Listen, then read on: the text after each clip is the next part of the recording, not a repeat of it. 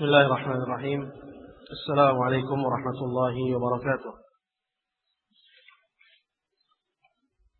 Innal hamdalillah nahmaduhu ta'ala wa nasta'inuhu wa nastaghfiruh wa na'udzu billahi min shururi anfusina wa sayyiati a'malina. May yahdihillahu fala mudilla lahu wa may yudlil fala hadiya lahu. Wa asyhadu an la ilaha illallah wahdahu la syarika lahu wa asyhadu anna Muhammadan 'abduhu wa rasuluh sallallahu alaihi wa ala alihi wa ashabihi wa man tabi'ahum bi ihsanin ila yaumiddin, amma ba'd. Jazakallahu khair kepada Ustaz kita Ustaz Ali Basuki hafizahullah taala atas kajiannya yang seharusnya hari ini insyaallah jadwalnya beliau semua, tapi berhubung oleh karena kita mulainya sudah terlambat tadi. Karena kan jadwalnya jam 9, tapi antum baru kumpul sekitar jam setengah 10, sehingga ada sedikit waktu yang terambil. Sehingga materinya ada yang butuh dikejar. Karena target kita insyaallah ta'ala adalah menamatkan kitab Al-Ushul Tsalatsah. Dan insyaallah kita akan lanjutkan dari apa yang telah dibaca oleh beliau, yaitu masuk kepada tingkatan yang ketiga dari Maratibul Islam. Kan pembahasannya itu adalah tentang tingkatan-tingkatan keislaman. Bahwa Islam terdiri dari berapa tingkatan? Terdiri dari 3. Yang pertama adalah Islam, kemudian yang kedua adalah iman, dan yang ketiga adalah al-ihsan. Telah dijelaskan tadi bahwa al-Islam itu ada 5 al-arkan, 5 rukun. Kalau dahulu SD kita tahu ada 5 rukun, nggak tahu dalilnya. Sekarang kita tahu dalilnya, alhamdulillah. Kemudian juga iman yang barusan dibahas, yaitu yang disebutkan ayatnya tadi pada surat Al-Baqarah ayat 177. Di mana al-iman itu memiliki 6 rukun, dan pada ayat tersebut disebutkan rukun-rukun al-iman.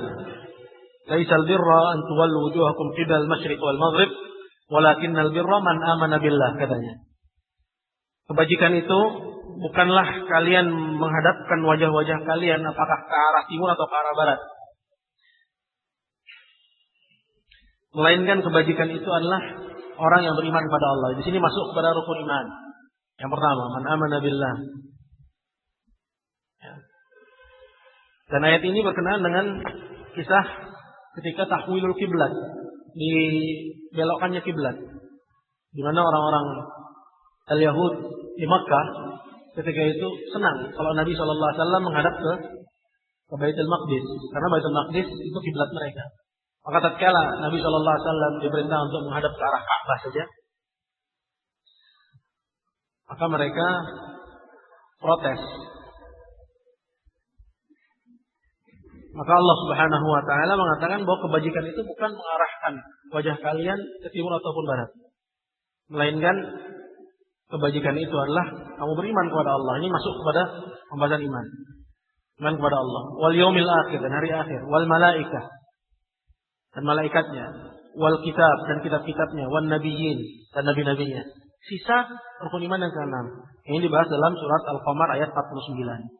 Wa dalilul qadar, katanya, dan dalil tentang takdir adalah firman Allah Ta'ala, inna kulla syai'in khalaqnahu biqadar. Jadi 6 lengkap sudah.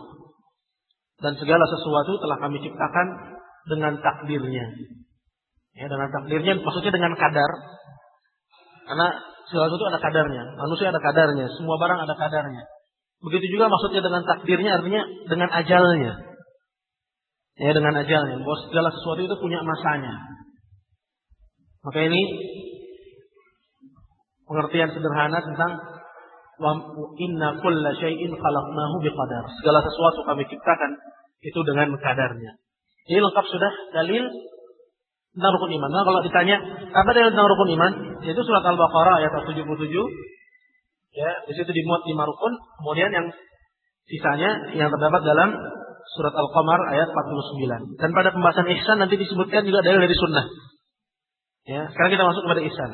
Yaqul Syekh, berkata penulis kitab, qala al-martabatu tsalitsah, tingkatan yang ketiga. Itu tingkatan ketiga dari tingkatan-tingkatan Islam. Nah, ini yang paling utama. Ya, kalau Islam itu cakupannya lebih global, ya, kemudian al-iman itu lebih sempit lagi dan lebih sempit lagi al-ihsan. Ada al-ihsan. Qala al-ihsanu ruknun wahidun. Ihsan itu memiliki satu rukun. Memiliki satu buah rukun. Wa huwa an ta'budallaha ka'annaka tarahu fa in lam takun tarahu fa innahu yarak. Yaitu kamu beribadah kepada Allah seolah-olah kamu melihatnya. Apabila kamu tidak melihatnya, maka sesungguhnya dia melihatmu. Di sini ulama membagi satu rukun ini menjadi dua bagian. Yang pertama, ya, atau yang kedua itu afdal daripada yang pertama. Seperti yang kemarin sudah kita singgung, ya, di mana tingkatan yang kedua yaitu apa mana yang pertama, ya, yaitu mahabbah. Beribadah dengan landasan kecintaan. Ini lebih afdal daripada yang kedua. Apa itu? Anta'budallaha ka'annaka tara. Kamu beribadah kepada Allah seolah-olah kamu melihat dia.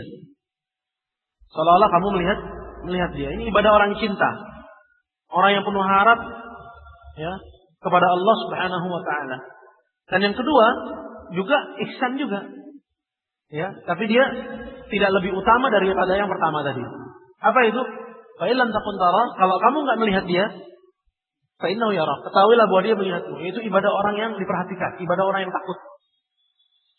Ya, jadi dia memperbaiki amalannya karena dia takut, karena diperhatikan. Memperbaiki salatnya karena dia diperhatikan. Ini ibadah orang yang takut.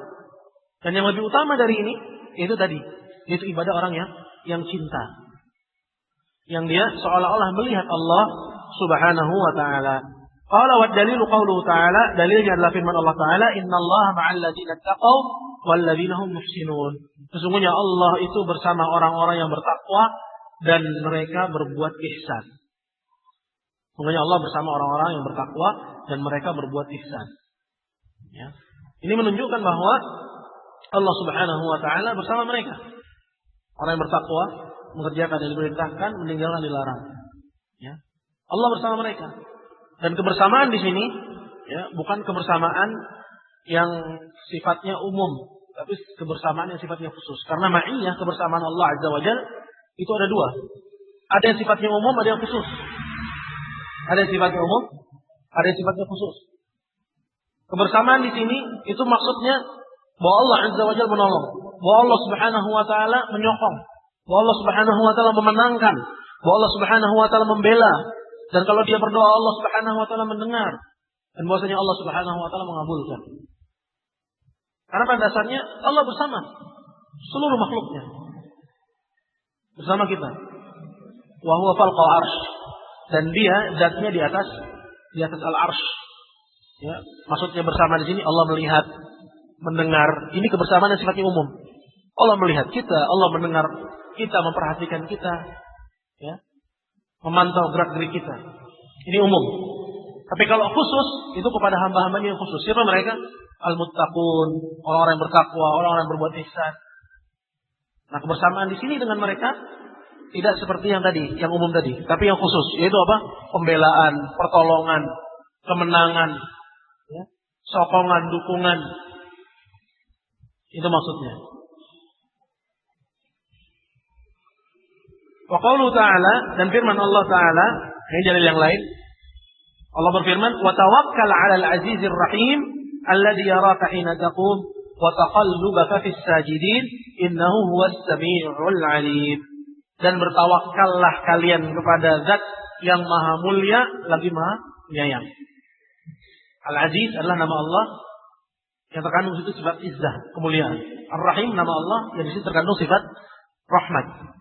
Artinya kemuliaan Allah Azza wa Jalla itu nggak seperti kemuliaan hamba. Ini di antara sir, rahasia yang terkandung dari nama Allah Azza wa Jalla. Hamba kalau dia merasa mulia, dia akan yatajabbar, dia akan berbuat sewenang-wenang. Ya, dia akan berbuat sewenang-wenang. Tapi kemuliaan Allah itu dibungkus dengan kasih sayang. Makanya di sini rahasia kenapa sih nama Al-Aziz itu disandingkan dengan nama Ar-Rahim. Wa tawakkal 'alal Aziz Ar-Rahim. Bahwa izzahnya Allah, kemuliaannya Allah itu dibungkus dengan rasa sayang Dia kepada makhluknya. Nah, kepada mereka lah kita disuruh untuk bertawakal. Atau kepada Allah, kepada Dialah yang memiliki sifat inilah kita disuruh bertawakal. Itu bergantung. Sidqul i'timad. Ya, sandaran yang tulus, yang benar disertai dengan beramal, itu berbuat, ikhtiar dan kepercayaan penuh kepada Allah dan menggantungkan hasil kepada Allah Azza wa Jalla. Wa tawakkal. Bertawakkallah kalian dalam perkara dunia dan juga dalam perkara akhirat. 'Alal Azizir Rahim. Kemudian kata Allah, Allazi yaraka, yaitu Dia yang melihatmu. Ini asyahid yang dimaukan dari ayat itu ini. Ya, bahwa Allah melihat kita. Kalau kalian tidak melihat Allah, ketahuilah bahwa Dia melihatmu. Allazi yaraka hina taqum. Yaitu ketika kamu berdiri. Maksudnya ketika kamu salat sendirian di sini. Ya. Allazi yaraka hina taqum. Wa taqallubaka fis sajidin, dan bolak-baliknya kamu bersama orang yang sujud. As-sajidin bentuknya jamak. Maksudnya ketika kamu bolak-balik untuk salat berjamaah. Nanti ketika kamu salat sendirian atau ketika kamu salat berjamaah dan bolak-balik kamu dari tempat tinggalmu ke tempat salatmu, dari kantormu ke tempat salatmu, Dia melihatmu. Maka berbuat ihsanlah kamu dalam ibadahmu kepada Allah Subhanahu wa taala. Kemudian dalil yang lain, wa qauluhu, kata Syekh, wa ma takunu fi sya'nin wa ma tatlu minhu min Qur'an wa la ta'maluna min 'amalin illa kunna 'alaihim syuhuda. Ittufiduna fi. Dan tidaklah kamu berada dalam suatu keadaan, apapun itu, ini umum. Ya. Umum. Wa ma tatlu minhu min Qur'an. Dan tidaklah kamu membaca satu ayat pun dari Al-Qur'an. Ini khusus. Ini biasa dalam Al-Qur'an. Dari umum masuk ke khusus. Ya, tadi umum. Dalam keadaan apapun kamu. Kemudian atau kamu sedang membaca ayat apapun dari Al-Qur'an. Ini khusus. Ya. Wala ta'maluna min 'amalin, dan tidak pula ketika kamu mengerjakan amalan apapun. Illa kunna 'alaikum syuhudan, kecuali kami, kata Allah, menyaksikan kalian. Maka berbuat ihsanlah kalian. Kalau kamu tidak melihat Dia, maka ketahuilah bahwa Dia melihatmu. Ittufiduna fi, yaitu ketika kalian melakukan kegiatan kalian. Allah menyaksikan. Wa qul i'malu fasayarallahu 'amalakum wa rasuluhu wal mu'minun. Dan Allah berkata, katakanlah kepada mereka, wahai Nabi, berbuatlah. Fasayarallahu 'amalakum. Maka Allah kelak akan melihat amalan kalian. Wa rasuluhu wal mu'minun, dan rasulnya dan orang yang beriman juga akan melihat. Ya. Yang dimaksud dengan bahwa Allah akan melihat amalan kalian, ini berlaku setiap zaman, setiap masa. Tapi kalau Rasul melihat amalan kalian, yaitu di zaman ketika Rasulullah hidup. Ini berlaku bagi para sahabat. Wal mu'minun, yaitu para sahabat ketika itu. Tapi kalau kaitannya dengan Allah, ya, itu berlaku pada setiap zaman. Fasayarallah, Allah kelak akan melihat amalan kalian. Maksudnya melihat bukan cuma dilihatin aja, enggak. Tapi ada makna lain apa di sini? Bahwa Allah akan mengganjar, Allah akan membalas. Kalau itu baik, Allah kasih pahala. Kalau itu jelek, Allah akan ganjar dia dengan, dan tulis dia dengan dosa. Maka di sini jelas syahidnya yang dimaukan dari ayat, ya, di mana bahwa Allah Azza wa Jalla melihat dan menyaksikan amalan yang dilakukan oleh anak Adam. Qala wa dalilu bidas sunnah, dan dalil dari sunnah. Dalil dari sunnah maksudnya dalil dari hadis. Dalil dari hadis, karena penyebutannya bisa sunnah, bisa hadis, bisa asar, ya, itu maknanya sama. Ya. Dan bisa juga dipisah-pisah bahwa sunnah itu maknanya demikian, hadis maknanya demikian, dan asar maknanya demikian. Sesuai dengan disiplin ilmu yang mendefinisikan kata-kata tersebut, ya, masing-masing. Dan itu insya Allah dibahas pada pembahasan yang lain. Tapi ini maksud di sini dalil minas sunnah, dan dalil dari sunnah ini dalil dari hadis. Dan hadis adalah sumber kedua, ya, yang menunjukkan umat Islam. Yang pertama Al-Quran, yang kedua hadis, yang ketiga ijma', yang ketiga apa? Qiyas as-sahih, qiyas yang sahih. Ya, qiyas yang sahih. Al-hadis adalah sumber kedua rujukan umat Islam. Tentunya hadis ini adalah hadis yang sahih. Ya, karena hadis yang sahih itulah yang dijadikan rujukan. Adapun hadis palsu ataupun hadis yang dhaif atau hadis yang lemah, maka dia tidak bisa dijadikan rujukan dalam agama. Dalil dari sunnah, maksudnya dalil dari sunnah berkenaan dengan 3 tingkatan ini. Berkenaan dengan tiga tingkatan ini. Tentang Islam, tentang iman, dan juga tentang ihsan. Qala hadits Jibril masyhur an Umar bin Khattab radhiyallahu anhu. Yaitu hadits Jibril. Yaitu hadits malaikat Jibril. Yang masyhur diriwayatkan dari Umar bin Khattab radhiyallahu anhu. Ini ada sedikit cerita ya. Qala, ia berkata, siapa di sini yang berkata? Yaitu Umar. Bainama nahnu julusun inda Nabi sallallahu alaihi wasallam. Ketika itu kami sedang duduk-duduk katanya. Di sisi Nabi sallallahu alaihi wasallam. Ittala alaina rajulun shadidu bayad as-siyab, shadidu sawad as-sya'ar. Tiba-tiba muncul kata Umar, ada seorang laki-laki yang dia itu shadidu bayad as-siyab. Putih bersih bajunya. Shadidu sawad as-sya'ar. Hitam pekat rambutnya. La yura alai atharus safar. Enggak kelihatan pada orang itu bekas dari perjalanan, bahwa dia itu habis dari melakukan perjalanan jauh. Ya maklum, negeri di sana padang pasir. Ya kalau jalan sebentar aja kumuh sudah kita. Tapi orang ini ya tampil dalam profil yang klinis, bersih.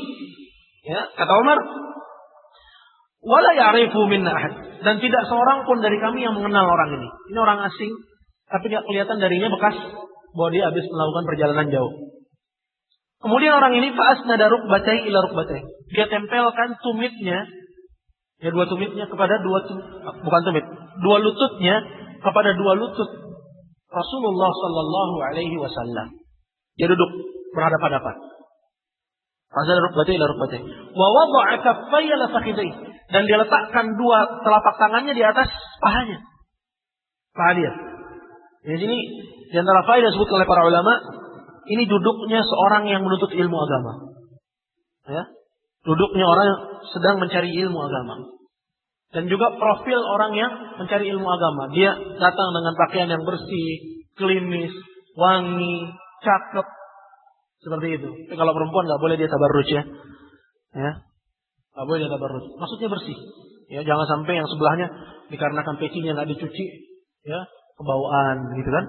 Nah, melainkan dia harus tampil dalam profil yang baik, sebaik-baiknya. Nah, itulah profil salafun saleh dan bagaimana kita diajari dalam menuntut ilmu agama dan menghadiri majelis ilmu. Kemudian dikatakan, waqala, lantas orang ini berkata, ya Muhammad, katanya, wahai Muhammad, akhbirni anil Islam, beritahu aku tentang Islam. Ya, dia bertanya tentang apa itu Islam. Faqala anta syahadu an la ilaha illallah. Di sini Nabi sallallahu alaihi wasallam menjawab dengan amalan-amalan zahir, amalan-amalan yang tampak. Ya. Disebutkan 5 rukunnya, yaitu kamu mengucapkan, yaitu bersaksi bahwa tidak ada yang berhak diibadahi kecuali Allah, dan bahwasanya Muhammad itu utusan Allah. Ini rukun yang pertama. Wa tuqimus shalah, dan menunaikan salat, itu menegakkan salat. Wa tu'tiyaz zakah, dan menunaikan zakat. Wa tasuma Ramadan, dan berpuasa Ramadan. Wa tahujjal baita in istata'ta ilaihi sabila. Dan yang kelima, kamu pergi haji kalau kamu mampu. Ini pengertian al-Islam. Dijelaskan dengan rukunnya. Ya, berupa amalan yang zahir, amalan yang tampak. Kemudian kata orang ini, qala sadaqta. Ya, orang ini bilang kepada Nabi, benar apa yang kamu katakan. Kata Umar, fa'ajibna lahu yas'aluhu wa yusaddiquh. Kata Umar, kami heran sama orang ini. Dia yang bertanya, dia juga yang membenarkan. Ini enggak lumrah. Ya, enggak lumrah dari pihak orang yang bertanya. Biasanya kalau orang bertanya, dia kasih tahu, oh gitu ya. Tapi ini enggak. Kalau dia katakan, sadaqta, benar apa yang kamu katakan. Kata Umar, kami heran dia yang bertanya dan dia yang membenarkan. Kemudian orang itu bilang lagi, qala akhbirni 'anil iman. Beritahu aku apa itu iman. Apa itu iman? Di sini Nabi sallallahu alaihi wasallam mendefinisikan iman dengan amalan-amalan batin. Ya, karena rukun-rukun iman itu kaitannya dengan amalan batin, amalan hati. Ya. Nah, seperti itu pengertian iman dan Islam kalau penyebutannya digandengkan. Maka iman memiliki pengertian sendiri, Islam memiliki pengertian sendiri. Tapi kalau penyebutannya sendiri-sendiri, misalnya disebut iman aja, enggak disebut di situ Islam, maka tercakup dalam iman di situ pengertian Islam. Atau misalnya disebut Islam saja, nggak disebut di situ kata-kata iman, maka termasuk pengertian Islam di situ iman juga. Ya, ini yang disebut oleh para ulama, idza jtama'a iftaraqa wa idza iftaraqa ijtama'a. Kalau dia bergabung penyebutannya, maka sendiri-sendiri pengertiannya. Seperti yang terdapat dalam hadis ini. Disebutkan di situ iman, disebutkan di situ Islam, maka pengertian iman sendiri, pengertian Islam sendiri. Wa idza iftaraqa, dan kalau dia berpisah, maksudnya Islam disebutkan sendiri, enggak disebutkan iman di situ. Ijtama'a, maka pengertian Islam dan iman masuk ke dalam Islam. Begitu pula kalau iman aja disebutin, maka maknanya juga apa? Islam di situ. Jelas ya? Baik. Maka kata Nabi sallallahu alaihi wasallam, "An tu'mina billahi wa malaikatihi wa kutubihi wa rusulihi wal yaumil akhir wa bil qadari khairihi wa syarrihi." Yaitu kamu beriman kepada Allah dan malaikat-malaikatnya dan kitab-kitabnya dan rasul-rasulnya dan hari akhir, dan kamu beriman dengan takdir yang baik dan yang buruk. Ini diartikan iman dengan amalan-amalan hati. Jelas ya? Qala, kemudian orang itu tanya lagi, akhbirni 'anil ihsan. Beritahu aku apa itu ihsan. Kemudian kata Nabi, an ta'budallaha ka'annaka tarah. Kamu beribadah kepada Allah seolah-olah kamu melihat Dia. Fa in lam takun tarah, kalau kamu tidak melihat Dia, fa innahu yara. Sesungguhnya Dia yang melihatmu. Qal, kemudian orang itu berkata lagi, akhbirni 'anis sa'ah. Selesai sudah ya dalil tentang maratibul Islam, tingkatan-tingkatan agama Islam. Islam sudah kita tahu dalilnya apa, begitu pula dari Al-Quran juga Sunnah, iman dan juga al-ihsan. Sekarang lanjutan dari hadis, tidak ada kaitan dengan pembahasan sebelumnya. Orang ini berkata lagi, qala akhbirni 'anis sa'ah. Beritahu aku tentang hari kiamat. Maksudnya kapan terjadinya? Ya, kalau kata orang sekarang tahun 2012. Ya. Nah, dari hadis ini kita bisa mengetahui bahwa dugaan atau klaim dari orang-orang tersebut itu tidak mendasar dan menunjukkan bahwa dia tidak mengerti sedikit pun dari agama Allah Subhanahu wa taala sama sekali. Ditanya Rasulullah tentang kapan terjadinya hari kiamat. Apa kata Rasulullah sallallahu alaihi wasallam? Mal mas'ulu anha bi'a'lama minas sa'il. Yang ditanya, maksudnya aku, enggak lebih tahu daripada kamu yang bertanya. Artinya, aku dan kamu sejajar, sama-sama enggak tahu. Ya. Beliau adalah seorang nabi enggak tahu. Dan yang bertanya seperti nanti akan disebutkan di akhir hadis itu adalah Jibril. Jibril sebagai utusan Allah dari bangsa malaikat juga enggak tahu. Nah, kalau ada selain dari nabi dan malaikat, ya, dari orang-orang yang nggak pernah kena air wudhu, kemudian dia ngaku tahu kapan terjadi hari kiamat, maka orang tersebut adalah orang yang kalau dia muslim batal keislamannya. Waliyadzubillah. Karena tentang kapan terjadi kiamat itu diantara ilmu gaib yang Allah Subhanahu wa taala sembunyikan. Lantas orang ini berkata lagi, qala fa akhbirni an amaratiha. Kalau gitu, kasih tahu aku tentang tanda-tandanya. Tentang tanda-tandanya saja. Kemudian kata Nabi sallallahu alaihi wasallam, antalidal amatu rabbataha. Seorang tuan dia atau seorang budak dia melahirkan tuannya. Antalidal amatu rabbataha. Jadi artikan oleh sebagian ulama, ini menunjukkan akan ada nanti di akhir zaman kasratul uquq. Akan muncul banyak yang namanya al-uquq. Apa itu uquq? Ya, perbuatan durhaka kepada orang tua. Seorang ibu melahirkan anaknya, kemudian si anak menjadi tuan bagi ibunya. Ibunya disuruh-suruh, ibunya dihanik, ibunya ditendang, bahkan mungkin dibunuh. Ya. Ini menunjukkan akan banyaknya al-uquq, yaitu perbuatan durhaka kepada kedua orang tua di akhir zaman. Wa antara al-hufata al-'urata al-'alata ri'a asya' yatatawaluna fil bunyan. Dan kamu lihat, ini tanda kiamat yang kedua yang disebut oleh Nabi dalam hadis ini. Dan kamu lihat al-hufah, bangsa yang telanjang kaki, al-'urah, bangsa yang pakaiannya dia enggak berpakaian, tidak memiliki pakaian. Al-'alah yang miskin, ru'a asya, pengembala domba. Siapa yang dimaksudnya adalah bangsa Arab. Ya, yatatawaluna fil bunyan. Dia telah saling berlomba-lomba dalam meninggikan bangunan. Nah, ini terjadi, ya. Di mana bangsa Arab sekarang berlomba-lomba dalam meninggikan bangunan. Ya. Di mana mereka membangun burj, ya, tower-tower yang tinggi. Padahal mereka adalah bangsa-bangsa seperti yang disebut oleh Nabi Shallallahu Alaihi Wasallam, bahwa mereka akhirnya berlomba-lomba dalam meninggikan bangunan. Allah taala. Kemudian orang itu berlalu. Falabithtu maliya. Kata Umar, dan kami tetap dalam keadaan heran, belum tahu siapa orang ini. Faqala, kemudian Nabi berkata, ya Umar, atadri man as-sa'il? Wahai Umar, tahukah kamu siapa yang bertanya tadi? Qulna Allah wa rasuluhu alam. Kata para sahabat, hanya Allah dan Rasulnya yang tahu. Qal, kata Nabi sallallahu alaihi wasallam, hadza Jibrilu ataakum yu'allimukum amra dinikum. Ini adalah Jibril. Yang barusan itu Jibril datang kepada kalian mengajarkan urusan agama kalian. Mengajarkan urusan agama kalian. Disebut sebagai urusan agama. Amra dinikum. Ya. Apa yang termuat di situ? Rukun Islam, rukun iman, dan ihsan. Ya, dan sedikit tentang pengetahuan berkenaan dengan hari kiamat. Maka apabila seorang dia tafaqquh fid din, dia menggali ilmu agama, dia dalami. Ya, apa? Rukun iman. Dia belajar tentang tauhid, syahadat la ilaha illallah Muhammadur Rasulullah, dan rinciannya. Ya, kemudian tentang salat dan rinciannya, tentang puasa dan rinciannya, tentang zakat dan rinciannya, tentang haji dan rinciannya. Begitu pula rukun iman. Ya. Seperti itu orang kalau mau belajar agama. Ya, bukan dia pergi ke Pakistan atau pergi ke Bangladesh atau dia pergi ke India, kemudian tidak ada yang dia gali, tidak ada yang dia dapatkan, tidak ada ilmu yang dia ambil. Nah, kan inilah agama Allah Subhanahu wa taala, dan kesitulah seharusnya dia mempelajari. Ya, begitu pula rukun imannya dan juga al-ihsan. Selesai sudah kita dari landasan yang kedua.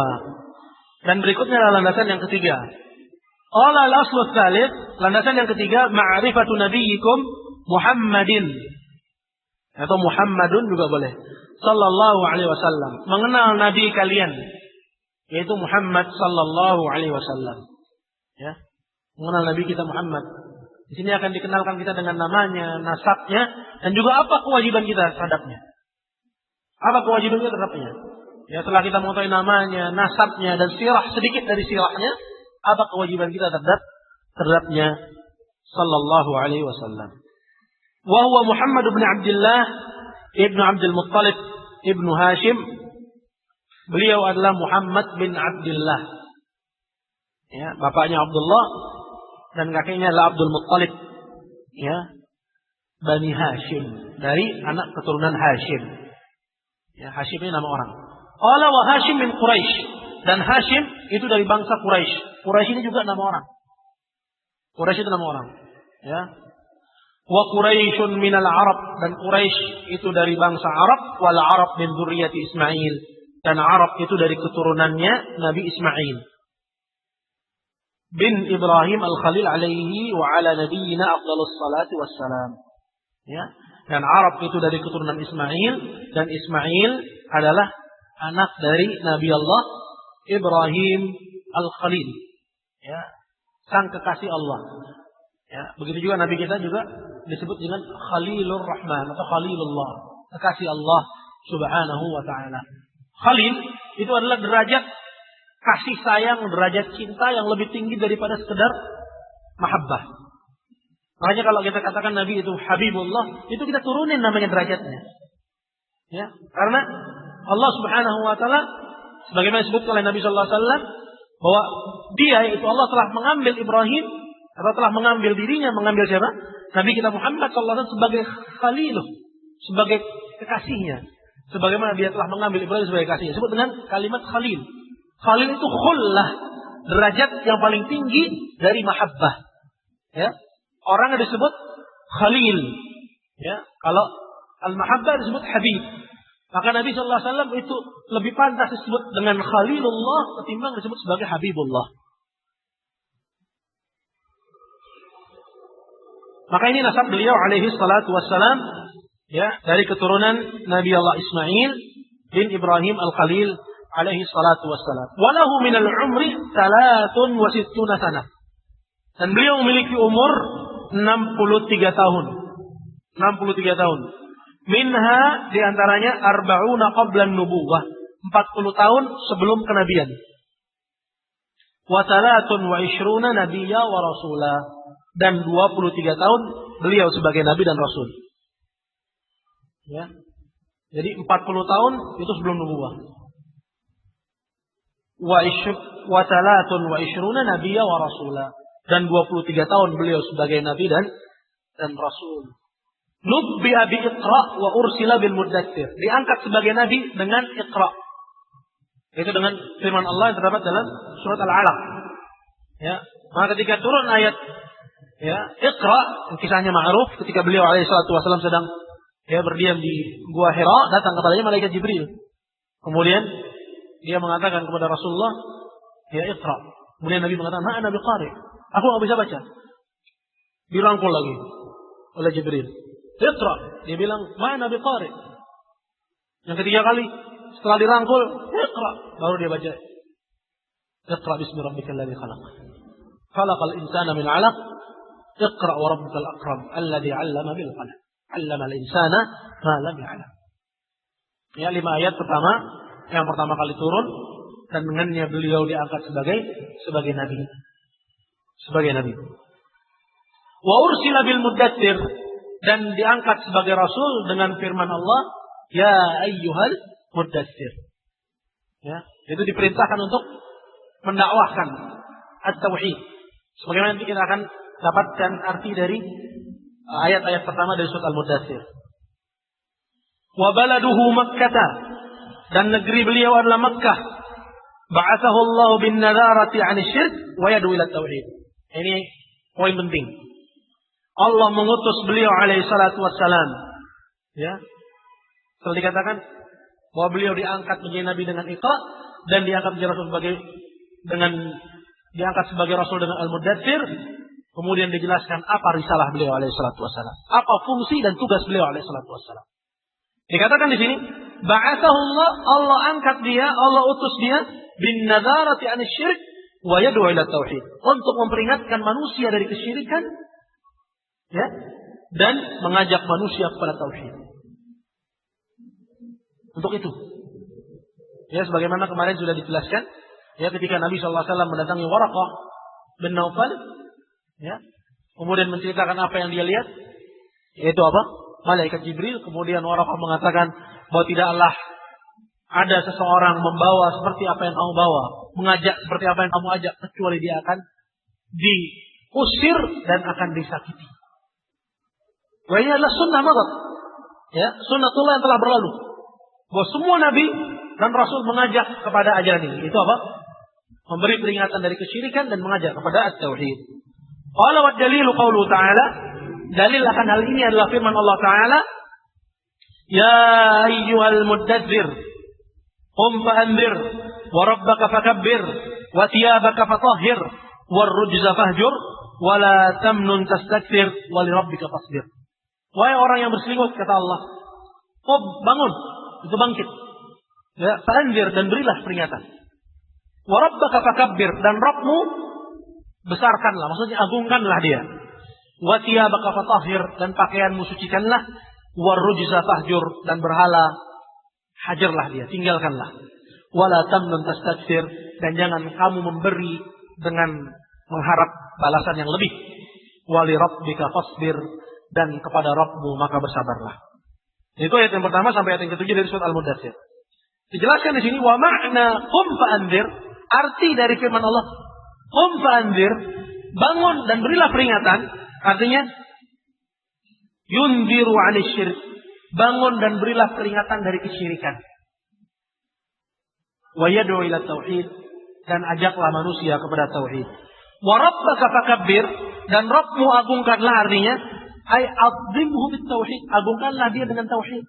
Karena seorang yang artinya dia mengagungkan Allah, memuliakan Allah, tapi dia tidak mentauhidkan Allah, pada dasarnya dia tidak mengagungkan Allah Subhanahu wa taala. Begitu pula seorang yang berakhlak kepada sesama tapi dia tidak mentauhidkan Allah, dia tidak memiliki akhlak sama sekali. Karena akhlak yang paling utama adalah akhlak kita kepada Rabb kita Jalla wa'ala, yaitu kita tidak menyekutukannya dengan sesuatu apapun dan memberikan dia sebagaimana haknya untuk diibadahi. Maka makna wa rabbaka fakabbir, dan Rabbmu agungkanlah, artinya agungkanlah dengan tauhid. Agungkanlah dengan tauhid. Wa thiyabaka fatahhir, dan pakaianmu sucikanlah, ay tahhir a'malaka minasyirik. Maksudnya sucikanlah amalan kalian dari kesyirikan. Dari kesyirikan. Artinya murnikan hanya untuk Allah Subhanahu wa ta'ala. War-rujza fahjur, dan ar-rujuz. Qala ar-rujzu al-asnam. Ar-rujzu itu adalah berhala. Wahajruha, yang kita diperintahkan, hajarlah dia katanya. Berhala itu hajarlah. Maksudnya bukan dihajar gitu, bukan. Maksudnya hajar di sini, qala tarkuha, tinggalkanlah, meninggalkannya. Wa ahluha, dan juga meninggalkan pelakunya. Wal bara'atu minha, dan berlepas diri darinya, yaitu dari peribadahan kepadanya. Wa ahluha, dan juga dari orang-orang yang beribadah kepadanya.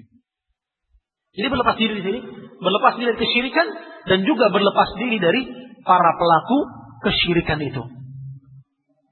Ya, berlepas diri dari kesyirikan dan juga berlepas diri dari para pelaku kesyirikan itu. Akhadha ala hadha 10 sinin yad'u ila tauhid. Beliau melakoni ini, ya, yaitu memperingatkan kaumnya dari kesyirikan dan mengajak mereka kepada tauhid itu selama 10 tahun. Ya, beliau mengajak kepada tauhid. Wa ba'dal 'ashr urija bihi ila sama', dan setelah lewat tahun yang ke-10 beliau diangkat mi'raj ke langit.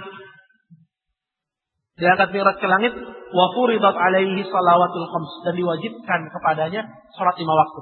Ini maksudnya apa Syekh Muhammad bin Abdul Wahab masukin masalah ini kemari? Kira-kira apa? Untuk membandingkannya dengan salat. Bahwa salat yang itu merupakan amal yang agung, yang besar, yang meninggalkannya orang tersebut, menurut sebagian ulama itu kafir. Orang yang meninggalkan salat wajib karena malas, batal Islamnya. Sedangkan jumhur ulama mengatakan fasik. Orang tersebut fasik dan tidak diterima syahadatnya, kesaksiannya.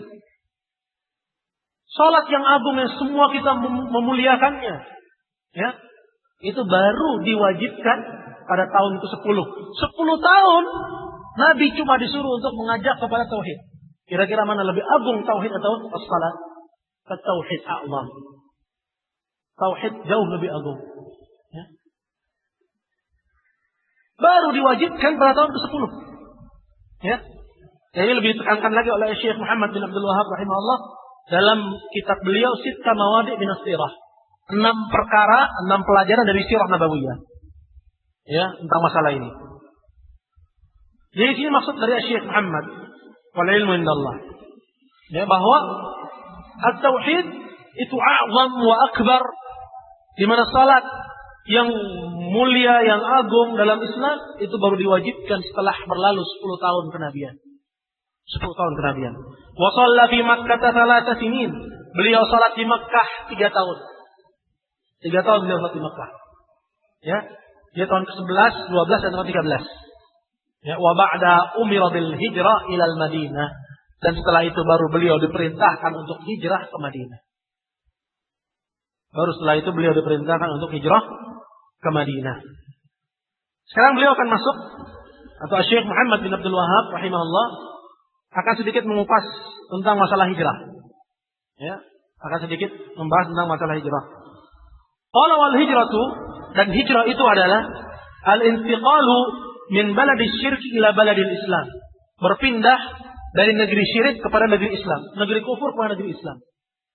Ya, dan hijrah dalam Islam, ya, yang pertama itu terjadi 2 kali. Ya. Yang pertama adalah berpindah dari negeri yang diliputi ketakutan, itu negeri Makkah, ke negeri yang aman, yaitu negeri apa? Habasyah. Negeri Habasyah. Hijrah juga itu. Ya. Nah, ini model yang pertama. Model yang kedua yaitu yang kita kenal dengan hijrah ke Madinah, yaitu hijrah dari negeri kafir ke negeri al-Islam. Ini yang terjadi dalam sejarah al-Islam. Qala wal hijratu fariidatun ala hadhihi al-ummah. Dan hijrah itu adalah kewajiban atas umat ini. Hijrah itu merupakan kewajiban atas umat ini. Ya, untuk hijrah ke negeri, ya di situ negeri Islam. Supaya negeri kita negeri Islam. Ya, bukan malah hijrah, seorang hijrah justru ke negeri kafir. Seperti hijrah ke Inggris, atau hijrah ke Swedia, atau hijrah ke Holanda. Itu bukan hijrah namanya. Ya, itu bukan hijrah, tapi hijrah ke negeri Islam. Ya, dari negeri kafir ke negeri Islam. Qala wal hijratu fariidatun ala hadhil ummah. Dan hijrah itu adalah kewajiban atas umat ini. Min baladi syirki ila baladil Islam. Dari negeri syirik kepada negeri Islam. Wa hiya baqiyatun ila an taquma as-sa'ah. Dan hijrah itu akan tetap ada sampai datangnya hari kiamat nanti. Nanti akan datang hadisnya di mana Rasulullah sallallahu alaihi wasallam, ya, beliau mengatakan la tanqati'ul hijrah, bahwa hijrah itu tidak akan terputus, ya, hatta tanqati'ut taubah, sampai terputusnya taubat. Wala tanqati'ut taubah, dan tidak akan terputus taubat itu hatta tatlu asyamsu min maghribiha, sampai matahari terbit dari arah barat. Maksudnya hijrah itu tetap ada, terus ada. Ya. Sepanjang zaman sampai hari kiamat nanti terus diwajibkan oleh Allah Subhanahu wa taala dari negeri kafir ke negeri al-Islam. Baik. Qala wa dalilu qauluhu ta'ala, dan dalilnya adalah firman Allah taala, yaitu surat An-Nisa ayat 97 sampai 99. Innal ladzina tawaffahumul malaikatu, sesungguhnya orang-orang yang diwafatkan oleh para malaikat, zalimi anfusihim, yang mereka menzalimi diri-diri mereka sendiri. Qalu fima kuntum, dikatakan kepada mereka, dalam keadaan apa kalian? Qalu kunna mustad'afina bil ardh, mereka berkata, kami ini adalah orang-orang yang lemah di muka bumi.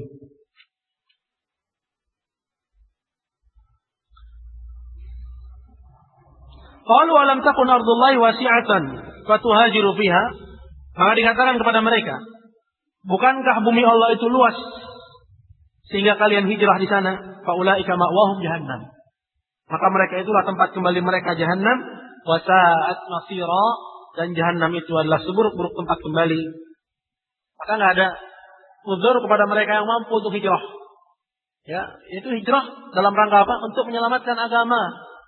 Ya, agar dia bisa melaksanakan Islam secara murni dan konsekuen, tidak ditindas. Ya. Orang yang seperti ini, kalau dia berdalih, saya tertindas di muka bumi, padahal dia mampu, nggak ada uzur bagi dia. Karena Allah katakan ulaika ma'wahum jahannam wa sa'at masira, tempat mereka adalah jahannam, dan jahannam itu seburuk-buruk tempat kembali. Kemudian dikatakan ilal mustad'afina minar rijal wan nisa, yang dikasih uzur itu hanyalah, kata Allah, kecuali al-mustad'afin, orang-orang yang lemah. Ya. Illal mustad'afina minar rijali wan nisa, dari orang laki-laki dan wanita. Wal wildan, dan anak-anak kecil. La yastati'una hilatan wa la yahtaduna sabila, yang mereka itu tidak mampu berdaya upaya, tidak memiliki kemampuan. Wa la yahtaduna sabila, dan mereka tidak tahu jalan. Ya, kata Allah, faulaika asallahu an ya'fu anhum, mereka itu yang semoga Allah maafkan mereka. Wa kana Allahu 'afuwan ghafura, dan sungguhnya Allah Maha Pemaaf lagi Maha Pengampun. Jadi yang diuzur, ya, adalah mereka yang memiliki uzur dari laki-laki yang sudah renta dan wanita-wanita dan anak-anak. Adapun selain mereka berkewajiban untuk menegakkan agama Allah. Kalau nggak bisa di satu negeri, cari di negeri di mana dia bisa menegakkan agama Allah Subhanahu wa taala. Tidak bisa di satu tempat karena ditindas, diintimidasi. Cari tempat di mana dia bisa melaksanakan agama Allah Subhanahu wa taala. Qala wa qauluhu ta'ala, dan ayat yang lain firman Allah taala, ya ibadiyalladzina amanu inna ardi wasi'atun fa iyaya fa'budun, wahai hamba-hambaku yang beriman, sesungguhnya bumiku itu luas, maka kepadakulah hendaknya kalian beribadah. Jadi yang jadi sorotan adalah bagaimana kita bisa beribadah pada Allah. Kalau prinsip ini kita dihalangi, ya, kita diisolir dari tujuan maksud diciptakannya kita, yaitu beribadah pada Allah, maka bumi Allah itu luas gitu. Hijrah ke tempat di mana kita bisa melaksanakan syariat Allah subhanahu wa ta'ala. Demikian. Maka kata Allah, inna ardi wasi'. Sesungguhnya bumiku luas. Fa iyaya fa'budun. Kepada akulah hendaknya kalian beribadah. Karena untuk itu kalian aku ciptakan. Kalau kalian ditindas, diintimidasi, dan seterusnya. Qala al-Baghawi, berkata Imam al-Baghawi rahimahullah, sababu nuzuli hadhil ayah. Sebab turunnya ayat ini adalah fi al-muslimin alladziina fi Makkah lam yuhajiru nadahum bismil iman. Itu berkenaan dengan kaum muslimin yang ada di Mekah yang mereka belum mau hijrah. Allah panggil mereka dengan sebutan orang-orang yang beriman. Ya, disuruh mereka untuk hijrah. Ya. Disuruh mereka untuk hijrah dan jangan termasuk mereka kepada orang-orang yang tidak hijrah tanpa uzur. Walau ad-dalilu 'ala al-hijrah min as-sunnah, dan dalil tentang disyariatkannya hijrah itu dari as-sunnah, itu dari hadis. Allah qaulu alaihi salatu wassalam, sabda Nabi sallallahu alaihi wasallam, la tanqati'ul hijrah hatta tanqati'ut taubah. Hijrah tidak akan putus sampai terputusnya taubat. Wala tanqati'ut taubatu hatta tanqati'a asy-syamsu hatta tatlu'a asy-syamsu min maghribiha, dan taubat itu tidak terputus sampai matahari terbit dari arah barat. Maka dalil ini menunjukkan bahwa hijrah itu terus ada, terus berlangsung. Nah, kalau kita melihat kondisi seperti ini, sungguh ajaib, ya, orang-orang yang justru dia dari negeri Islam ingin tinggal di negeri kufur. Ya. Dengan tujuan apapun. Ada yang karena fasilitas, ada yang karena kesehatan, ada yang karena ya studi misalnya. Ya. Kalau dalam masalah studi itu ada rinciannya oleh para ulama. Ya. Di antaranya kalian punya iman, dengannya kalian menolak syubhat mereka. Karena orang kafir seliweran syubhat itu. Coba antum gampang aja kirim anak SMA, lulus SMA ke luar negeri. Tunggu 5-6 tahun lagi dia jadi orang barat pemikirannya, walaupun kulitnya masih sawo matang kayak kita. Ya, kalau bukan karena hidayah Allah Subhanahu wa taala, dia tidak tertolong. Dia tidak akan tertolong. Ya, maksudnya ke barat ya, ke luar negerinya ke barat, ke Eropa, ke Amerika dan seterusnya. Seperti itu. Jadi harus ada iman. Dengannya kalian menolak syubhat. Yang kedua apa? Ilmu. Adanya ilmu, dengannya kalian menolak syubhat, kerancuan-kerancuan. Adanya iman, dengannya kalian menolak syahwat. Kalau syahwat seliweran di sana. Ya. Kemudian yang kalian cari itu harus ilmu yang enggak ada di negeri Islam dan dibutuhkan oleh kaum muslimin negerimu. Tapi kalau di sana ada di negeri kaum muslimin ya ilmu yang serupa, maka boleh. Maka tidak boleh kalian pergi di sana. Sebagaimana dirincikan oleh Syekh Muhammad bin Shalih Al-Utsaimin rahimahullah. Jadi ada syurut-syurut, ada qaid, ada ketentuan dan ada ketetapannya. Demikian.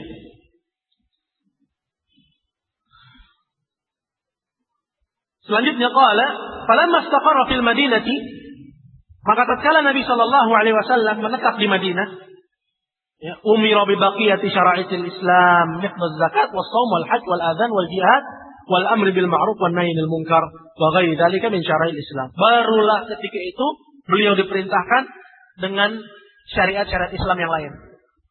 Setelah beliau tinggal di Madinah baru turun perintah syariat-syariat yang lain. Apa aja? Seperti zakat. Ya, seperti puasa, seperti haji, seperti azan, jihad, amar ma'ruf nahi munkar dan yang lain sebagainya dari syariat-syariat Islam. Perhatikan? Ya. Jadi sampai jihad sekalipun itu baru disyariatkan kapan? Itu setelah beliau tinggal dan menetap di Makkah. Maka pangkal dari segala perkara dari agama kita, ya poros dan dasarnya, ya suatu modal yang nggak bisa ditawar adalah at-tauhid. Adalah at-tauhid. Dialah yang membungkus amal ini semua. Kalau bungkusnya nggak ada, ya maka amal itu tidak akan diterima oleh Allah Subhanahu Wa Taala. Amal tersebut tidak akan diterima. Walaupun kamu berjihad, walaupun kamu amar ma'ruf nahi munkar, walaupun kamu jihad ke Afghan, jihad ke Shishan, jihad ke sana, jihad ke sini, tapi kamu tidak mentauhidkan Allah, jihadmu tidak diterima oleh Allah Subhanahu Wa Taala. Jadi landasan dari setiap amal itu adalah at-tauhid. Akhadha 'ala hadha 10 sinin. Beliau ya menjalani ini itu berlangsung selama 10 tahun. 10 tahun beliau di Madinah. Wa tufiya salawatullahi wa salamu alaihi. Lalu wafatlah Rasulullah sallallahu alaihi wasallam. Ya singkat ya.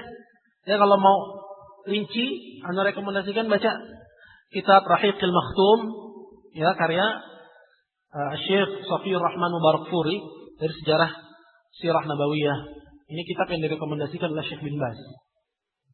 Adapun di sini ini hanya global. Ya. Dari kisah beliau ya diangkat sebagai nabi, kemudian sampai beliau wafat disebutkan secara singkat saja. Wa tufiya salawatullahi wasallamu alaihi. Lalu wafatlah Nabi sallallahu alaihi wasallam wa dinuhu baqin. Nabinya wafat, agamanya tetap. Agamanya tetap ada. Wa hadza dinuh, dan inilah agamanya. La khaira illa dallal ummata alaihi. Tidak ada satu kebaikan pun kecuali Rasulullah ajak umat kepadanya. Wala syarra illa hadzaraha min, dan tidak ada satu kejelekan pun kecuali Rasulullah peringati umat darinya. Jadi agama ini sudah lengkap. Ya. Bahwa tidak ada satu kebaikan kecuali telah dianjurkan. Dan tidak ada satu kejelekan kecuali telah diperingatkan oleh Rasulullah sallallahu alaihi wasallam. Wal khairul ladzi dallahu alaihi, dan kebaikan yang beliau tunjuki apa itu? Qala at-tauhid, adalah tauhid. Wa jami'u ma yuhibbu Allah wa yarda, dan semua amalan-amalan yang Allah cintai dan ridhai. Ya, dari puasa, salat, zakat, haji dan seterusnya. Ya, amar ma'ruf nahi munkar, jihad, berkata baik, berkata jujur, ya, sopan santun, berbakti kepada orang tua. Ya, pangkalnya itu apa? At-tauhid. Pangkalnya adalah apa? At-tauhid. Ya, dan semua amalan-amalan saleh itu semuanya berkhidmat kepada tauhid. Berkhidmat kepada tauhid. Dalam rangka untuk ya kita serahkan ibadah itu untuk Allah Subhanahu wa taala dan bukan untuk selainnya.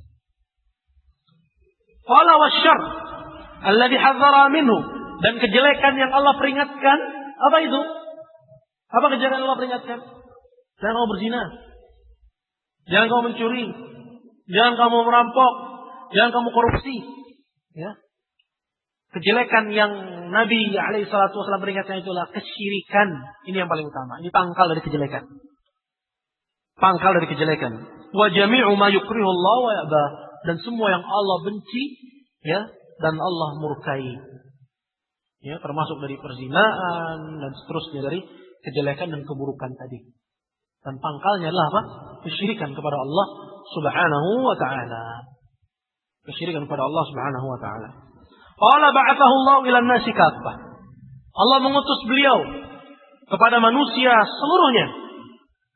Seluruhnya tanpa terkecuali. Ya. Termasuk juga mereka yang belum beriman dengan Nabi alaihi salatu wasallam, dari orang-orang Yahudi, orang-orang Nasara, dan orang-orang ya yang beribadah ya kepada ya yang mereka menyekutukan Allah dengan kesyirikan yang mereka lakukan ya dari agama-agama, apakah Buddhanya, Hindunya, atau agama-agama yang lainnya. Semua mereka adalah target dakwah Rasulullah sallallahu alaihi wasallam, umatnya Muhammad sallallahu alaihi wasallam. Ya. Maka ketika Nabi lahir, maka semua manusia sampai kepada akhir zaman itu umat beliau alaihi salatu wasallam. Umat Nabi itu ada dua. Ada umat ijabah, yaitu orang yang telah menyambut dakwah Rasulullah, itu kaum muslimun. Dan yang kedua adalah umat dakwah, itu objek dakwah, yaitu kaum non-muslim. Semua mereka adalah umat Rasulullah sallallahu alaihi wasallam. Ba'athahu Allah ila an-nasi kaffah. Allah mengutus beliau kepada manusia seluruhnya. Waqtarada ta'atah, dan Allah wajibkan kepada mereka semua untuk mentaatinya. Ala jami'it taqalain jin wal ins. Allah wajibkan untuk mentaati beliau atas jinnya dan juga manusianya. Jadi bukan cuma manusianya yang disuruh mentaati Rasulullah, tapi juga jin juga terbebani untuk taat kepada Rasulullah sallallahu alaihi wasallam. Qala wa dalilu qaulu ta'ala, dan dalilnya adalah firman Allah taala, Qul ya ayyuhan nas inni rasulullah ilaikum jami'a. Katakanlah kepada mereka, wahai Nabi, wahai sekalian manusia, sesungguhnya aku adalah utusan Allah kepada kalian semuanya. Jadi kalau ada dari umat di zaman sekarang ini yang mereka mengaku bahwa boleh bagi saya tidak beragama Islam, atau boleh bagi saya untuk tidak mengimani Muhammad sebagai utusan Allah, dia bukan Muslim. Bukan Muslim dia. Walaupun dia sholat, dia puasa, dia zakat, dia berkurban, dia haji, dia bukan Muslim. Ya, sebagaimana hadis yang kemarin telah banyak kita kutip. Ya, di mana Rasulullah Sallallahu Alaihi Wasallam mengatakan, ya, ma yasma'u bi Yahud wahidun min hadil ummah Yahudiyyun wala Nasraniyyun thumma la yu'minu bi illa kana min ashabis sa'ir. Tidak ada seorang pun dari umat ini, Yahudi ataupun Nasrani, yang mendengar perihal aku kemudian thumma la yu'minu bi, kemudian dia tidak beriman kepadaku sebagai utusan Allah, illa kana min ashabil jahim, kecuali dia itu adalah penghuni neraka jahim. Ya. Kecuali mereka itu adalah penghuni neraka jahim. Baik. Selanjutnya qal wa kammalallahu bihi din, dan dengannya, yaitu dengan Rasulnya Muhammad sallallahu alaihi wasallam, Allah sempurnakan agama ini. Artinya Islam ini agama yang sempurna, agama yang paripurna. Tidak ada satu kebaikan pun kecuali diajarkan, dan tidak ada satu kejelekan pun kecuali diperingatkan. Maka tidak ada dalam Islam itu kreasi dan berinovasi. Ya, kreasi dan berinovasi. Seperti sekarang, ya, kita singgung sedikit masalah zakat. Banyak yang membuat zakat produktif. Ya, menganggap bahwa itu adalah boleh, menganggap bahwa demikian itu adalah baik. Ya, di mana dana zakat yang Allah Subhanahu wa taala telah tetapkan 8 asnaf, itu mereka alokasikan justru untuk hal-hal seperti misalnya beasiswa sekolah, ya, atau untuk misalnya membangun rumah sakit, ya, untuk ambulans misalnya, ya, atau dia gunakan untuk membangun jalan. Ya, dikarenakan tempat tersebut butuh jalan katanya, membangun jembatan, maka dipakai dana zakat untuk membangun jembatan. Makanya adalah pengalokasian yang salah. Maka jangan zakat itu dibikin diakal-akali dan diproduktifkan. Karena dia memang sudah produktif. Kalau kita beriman kepada Allah dan hari akhir dan menjalani syariat Allah, insya Allah barakah itu yang akan turun kepada kita. Tapi sekarang juga muncul zakat inovatif, zakat produktif, ya, di mana seorang tidak dibantu dari dana zakat tersebut, ya, sesuai dengan yang ditentukan oleh syariat, melainkan datang fuqara dikasih modal. Saya nggak kasih kamu, ya, sesuai kebutuhanmu. Benar kamu fakir miskin, terpenuhi syarat-syarat kamu menerima zakat, mustahik. Tapi saya nggak kasih duit cash, saya kasih kamu gerobak bakso, katanya, biar dia bisa usaha. Dia pengen dari gerobak tersebut orang itu jadi produktif, sehingga dia tidak lagi sebagai mustahik, lantas sebagai muzaki, tapi dibikin gerobak bakso katanya, atau dibuka kedai, atau dikasih modal usaha. Ini adalah mengakal-akali syariat. Maka hal ini tidak dibenarkan dalam Islam. Ya, wal ilmu indallah. Maka ayo hadirin dimuliakan Allah Subhanahu wa taala, agama ini telah sempurna. Apakah dalam salatnya, puasanya, zakatnya, hajinya, dan yang lain sebagainya. Maka tidak ada kreasi, inovasi baru dalam beragama. Qala wa dalilu qaulu ta'ala, dan dalilnya adalah firman Allah Ta'ala, al-yawma akmaltu lakum dinakum. Pada hari ini aku telah sempurnakan untuk kalian agama kalian. Sempurna artinya tidak kurang. Ya. Nah, kalau ada seorang yang menganggap, oh ini bagus, tapi tidak ada tuntunan dalam agama, seolah-olah dia menganggap bahwa agama ini ada kekurangan. Seolah dia menganggap bahwa dalam agama ini ada kekurangan. Ada yang kurang sehingga dia perlu melengkapi. Dan anggapan ini adalah keliru dan tuduhan kepada agama Allah dengan tuduhan yang keji. Al-yawma akmaltu lakum dinakum wa atmamtu 'alaikum ni'mati, dan aku telah sempurnakan untuk kalian nikmatku, wa raditu lakumul Islam dinan, dan aku telah ridha untuk kalian Islam sebagai agama kalian. Itu Islam sebagaimana yang dibawa oleh Rasulullah sallallahu alaihi wasallam, yang belum diinovasi.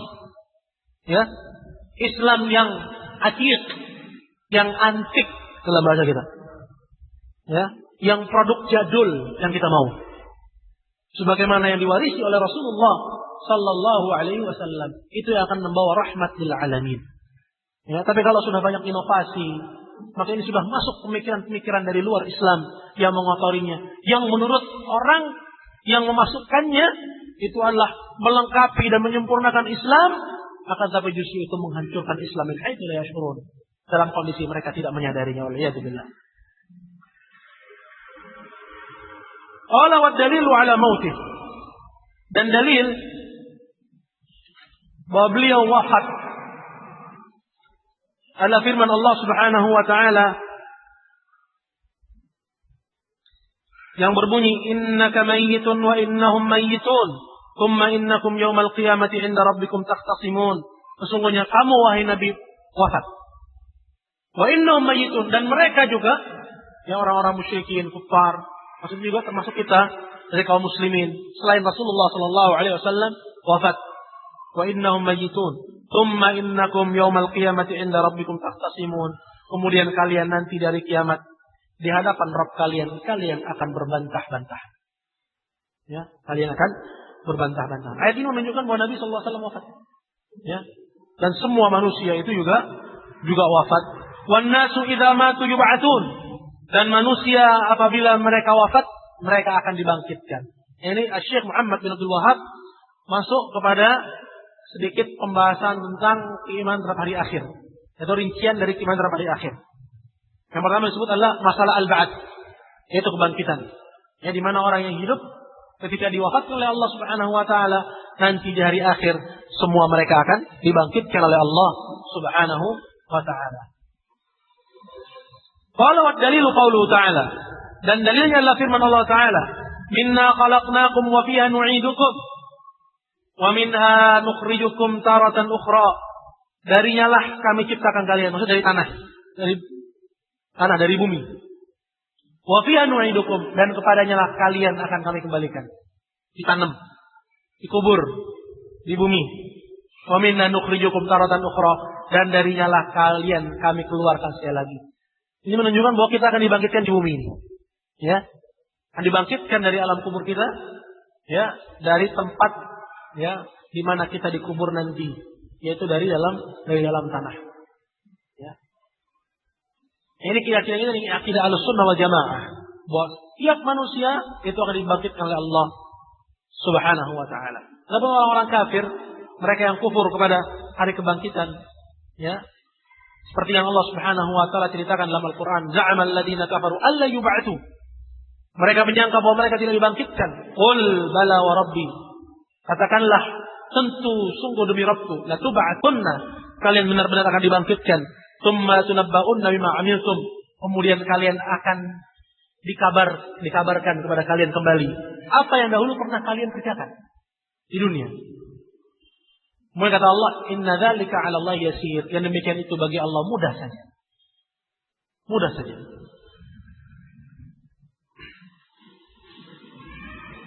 Qala wa ba'da al-ba'thi muhasabun majziyun bi'amalihim, dan setelah kebangkitan mereka akan dihisab. Ya, setelah dibangkitkan telah dihisab, ya. Wa majziyuna bi'amalihim, dan mereka akan dibalas sesuai dengan amalan perbuatan mereka. Ya. Ini juga di antara akidah kita Ahlussunnah wal Jamaah, bahwa di antara proses yang akan kita lalui nanti di padang mahsyar adalah al-hisab. Ya. Bahwa kita akan dihisab oleh Allah, ya, Subhanahu wa taala, yaitu di mana amalan ya kita yang baik dan yang buruk akan ditampakkan kembali. Ini dimaksud dengan hisab. Ya, seperti bahasa dalam kitab Al-Aqidah Al-Wasithiyah, diperlihatkan kembali amalan yang dulu pernah kita kerjakan dan sekarang kita sudah lupa. Ya, ditampakkan kembali oleh Allah Subhanahu wa taala. Dan tujuan dari hisab yaitu agar balasan itu sesuai dengan perbuatan. Sehingga darinya tampaklah keadilan Allah Subhanahu wa taala. Ya. Tampaklah oleh kita keadilan Allah Subhanahu wa taala. Sebagaimana Allah Subhanahu wa taala firman dalam Al-Qur'an, "Wa wudi'al kitab wa taral mujrimina mushfiqina mimma fi wa yaqulun ya wailatana ma li hadzal kitabi la yughadiru saghiratan wala kabiratan illa ahsaha wa wajadu ma 'amilu hadira wala yadhlimu rabbuka ahada. Dan diletakkanlah Alkitab nanti. Itu catatan amalan kita. Wa taral mujrimina mushfiqina mimma fi. Dan orang-orang yang jahat itu merasa takut dengan apa yang terdapat dalam kitab catatan amalannya.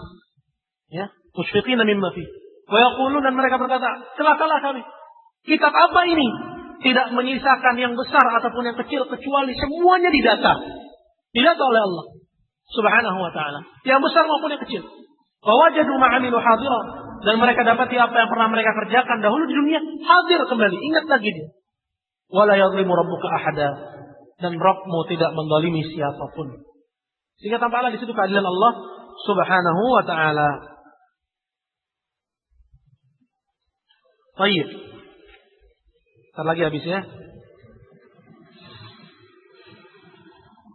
Qala wa dalilu qauluhu ta'ala, dan dalil akan hal ini itu bahwa setelah kebangkitan akan ada hisab, dan setelahnya manusia akan dibahas sesuai dengan amalannya. Firman Allah Ta'ala, walillahi ma fis samawati wa ma fil ard liyajziyal ladzina asa'u bima 'amilu wa yajziyal ladzina ahsanu bil husna. Milik Allah lah apa yang terdapat di langit dan apa yang terdapat di bumi, agar Allah membalas orang-orang yang berbuat jahat dengan perbuatannya dan membalas orang-orang yang berbuat baik dengan kebaikan. Ya, ini diantara ya bukti akan keadilan Allah dan kebijaksanaan Allah Subhanahu wa taala, di mana orang yang berbuat baik mendapatkan balasannya, yang jahat mendapatkan hukuman atas kejahatannya. Qala wa man kadzaba bil ba'thi kafar, dan barang siapa yang mendustakan akan adanya hari kebangkitan, dia kafir, bukan orang Islam. Wa dalilu qaulu ta'ala, dan dalilnya adalah firman Allah Ta'ala, za'amal ladzina kafaru alla yub'atsu, orang kafir itu menyangka bahwa mereka tidak akan dibangkitkan. Qul bala wa rabbi, katakanlah sungguh demi Rabbku, latub'atsunna thumma latunabba'unna bima 'amiltum wa dzalika 'ala Allah yasir. Kalian benar-benar akan dibangkitkan dan kalian akan ditampakkan kembali amalan yang pernah kalian kerjakan di dunia, dan yang demikian itu mudah bagi Allah. Qala wa arsalallahu jami'ar rusul mubasysyirin wa mundzirin, dan Allah mengutus semua rasul membawa kabar gembira dan peringatan. Ya, kabar gembira untuk orang yang taat menyambut dakwah nabinya, dan peringatan kepada mereka yang membangkang dari ajakan nabinya. Wa dalilu qaulu ta'ala rusulan mubasysyirin wa mundzirin li'alla yakuna lin-nasi 'ala Allahi hujjatun ba'da rusul. Dan dalilnya adalah firman Allah Subhanahu wa taala yang terdapat dalam surat An-Nisa, rusulan mubasysyirin wa mundzirin. Ya. Mereka kami utus, yaitu para rasul-rasul itu kami utus, mubasysyirin wa mundzirin, sebagai pembawa berita gembira dan pemberi peringatan, agar supaya tidak ada alasan bagi manusia untuk membantah Allah sesudah diutusnya para rasul-rasul tersebut. Qala wa awwaluhum Nuh alaihi salam, dan Rasulullah yang pertama itu adalah Nuh alaihi salam. Ini utusan Allah yang pertama. Wa akhiruhum Muhammadun sallallahu alaihi wasallam, dan yang terakhir itu penutup adalah Nabi Allah Nuh alaihi salam. Dan yang penutup adalah Nabi kita Muhammad sallallahu alaihi wasallam, wa huwa khatamun nabiyyin, dan beliau adalah penutup para nabi. Qala wa dalilu ala anna awwaluhum Nuhun, dan dalil yang menunjukkan bahwa utusan Allah yang pertama itu adalah Nuh, qauluhu ta'ala, firman Allah Ta'ala, inna auhayna ilaika kama auhayna ila Nuhin wan nabiyina min ba'di. Sesungguhnya kami telah mewahyukan kepadamu wahai Muhammad sebagaimana kami wahyukan kepada Nuh dan nabi-nabi setelahnya. Jadi bilang, sesungguhnya kami wahyukan kepadamu wahai Muhammad sebagaimana kami wahyukan kepada Nuh. Tadi bilang kepada Adam. Ini menunjukkan bahwa Nuh adalah utusan Allah yang pertama. Artinya bahwa Allah mengamanahkan agama ini ya kepada seorang nabi untuk didakwahkan kepada kaumnya. Yang pertama kali itu kepada siapa? Kepada Nabi Allah Nuh alaihi salam.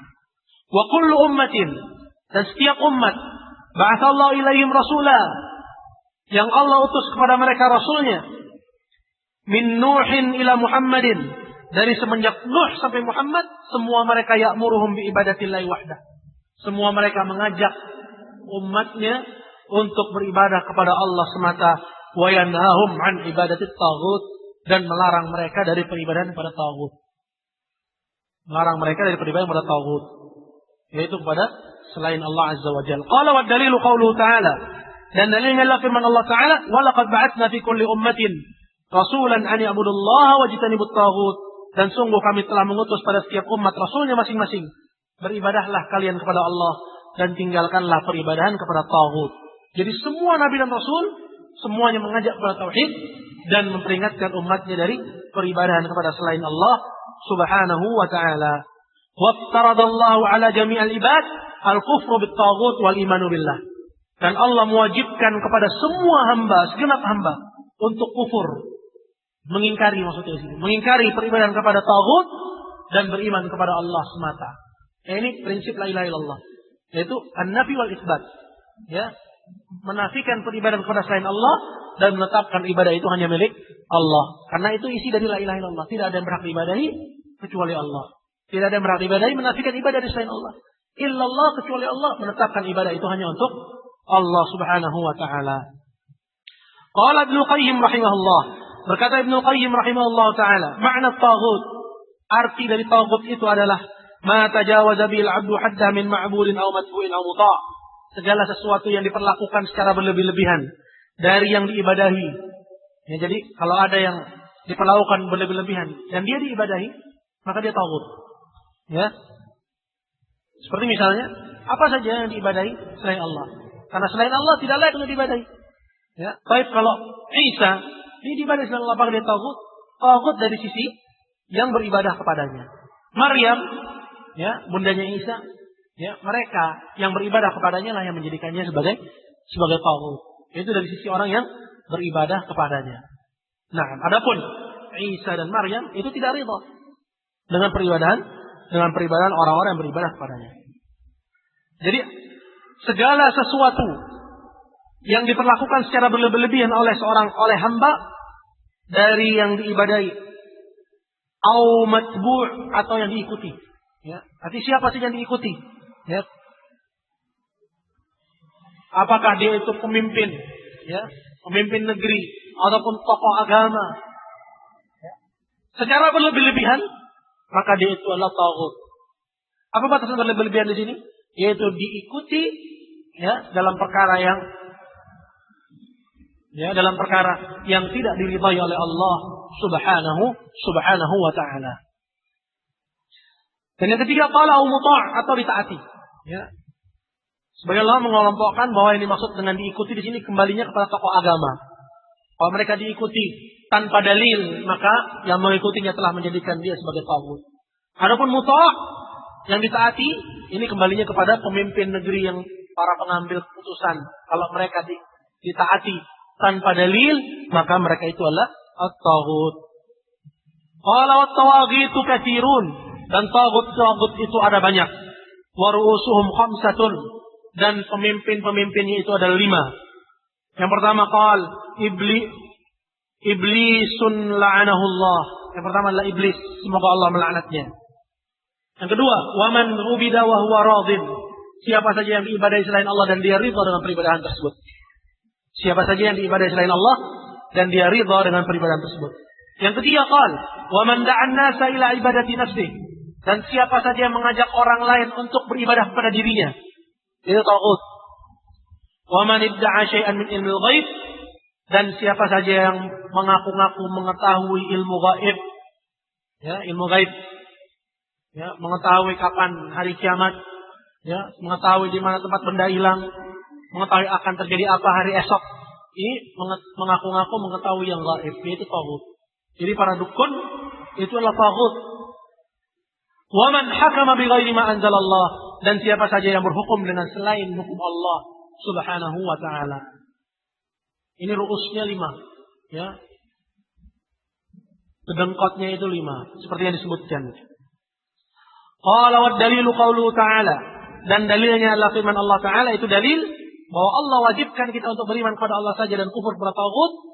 Adalah firman Allah taala yang terdapat dalam surat Al-Baqarah ayat 256, la ikraha fid din.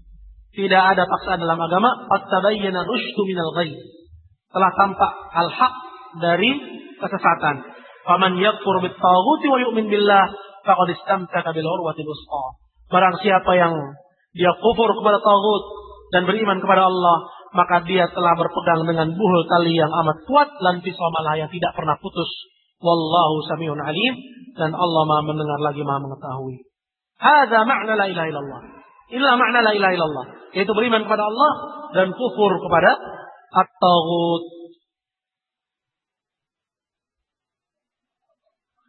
Qala wa fil hadits, dan dalam al-hadits, ra'sul amri al-Islam, pangkal segala perkara adalah Islam, wa amuduhu as-salat, dan tiangnya adalah salat, wa dirwatu sanami al-jihadu fi sabilillah, dan panjinya itu adalah jihad di jalan Allah Subhanahu wa taala. Qala wallahu a'lam. Tammatil usul tsalatsah walhamdulillahi rabbil alamin. Selesai sudah pembahasan kita dari al-usul tsalatsah dan alhamdulillahi rabbil alamin. Ini insyaallah apa yang disampaikan meskipun singkat, ikhwah barakallahu fik, mencukupi ya, karena memang kita tidak membutuhkan penjabaran yang panjang lebar berkenaan dengan matan dari isi usul tsalatsah sendiri ya, yang darinya kita mengerti gambaran utuh dari isi kitab al-usul tsalatsah. Dan semoga apa yang diupayakan oleh panitia dan juga oleh pengurus masjid ya, dan juga oleh kita semua dengan terselenggaranya acara ini ya, mendapatkan keridhaan dari Allah Subhanahu wa taala dan diganjar oleh Allah Subhanahu wa taala dengan pahala yang besar ya, khususnya dalam bulan Ramadan yang mulia ini. Semoga menjadi tambahan catatan amal kebajikan kita semua kelak, amin. Hadirin Allah Subhanahu wa taala, berhubung karena waktunya yang sudah mepet sekali, maka sebagaimana tadi tidak ada ya. Mau dijawab pertanyaan sampai kapan? Asar jam berapa? 15 ya. Baik. Panitianya masih mempersilahkan kita untuk menjawab pertanyaan. Kita lihat pertanyaan yang masuk yang mungkin dijawab insyaallah taala.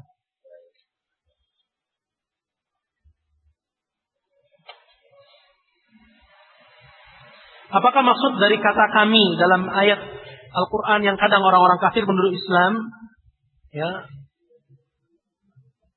mengakui Tuhan lebih dari satu? Nah, bukan begitu maksudnya ya, karena kami dalam bahasa kita dan juga dalam bahasa Arab, begitu pun dalam bahasa Al-Quran ya, ini yang sudah mempelajari bahasa tahu itu bahwa kalimat nahnu ya, kalimat nahnu ya, itu adalah kata ganti untuk orang pertama ya, kata ganti untuk orang pertama, saya ya, atau maksudnya adalah kami ya, tapi lil jamak ya, untuk jamak itu lebih dari 2 ya, 3 dan seterusnya. Dan terkadang juga ya disebut nahnu itu li ta'zim ya. Jadi satu orang mengatakan nahnu, kami ya, walaupun dia tidak mengatasnamakan orang-orang di belakangnya. Maka penyebutan seperti misalnya firman Allah Azza wa Jalla, inna nahnu nazzalna dzikra, sungguhnya kami yang menurunkan dzikra, Al-Quran. Maksudnya Allah yang menurunkan. Dan bisa juga maksud di sini Allah dan juga dibantu oleh para malaikatnya ya. Adapun masalah bahwa Rabbnya orang Islam, Tuhannya orang Islam itu bilang ya, dalil yang seperti ini terlalu rancu untuk dijadikan ya, argumen dalam mematahkan prinsip utama kaum muslimin. Karena di sana banyak sekali dalil yang menunjukkan bahwa ya, hal itu terbantahkan. Jadi maksud dari kami di sini adalah lit ta'zim. Ya, lit ta'zim sebagai bentuk pengagungan. Pengagungan dan tidak menunjukkan kata berbilang.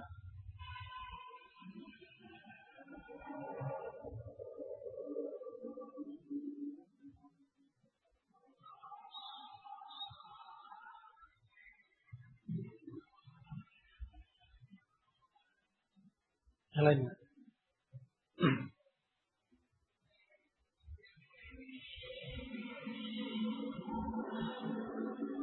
Bagaimana cara kita mencapai derajat ihsan yang pertama?